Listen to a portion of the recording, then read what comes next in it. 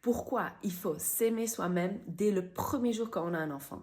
Parce que quand les enfants sont encore bébés, ils pleurent, ils ne dorment pas durant la nuit, vous êtes très fatigué, mais il y a beaucoup de fois où on ne réalise pas qu'on a vraiment besoin de se reposer, on a besoin de dormir lorsque le bébé dort, on a besoin d'essayer de ne pas faire des choses qui sont peut-être secondaires parce qu'on a besoin d'être bien.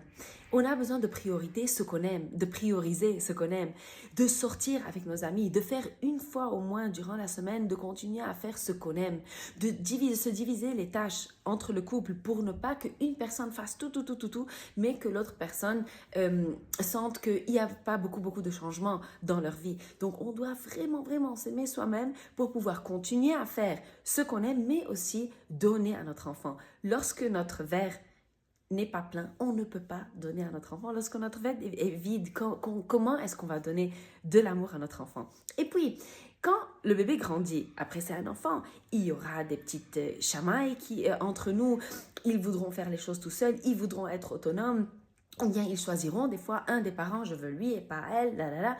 Comment est-ce que nous, on va se sentir?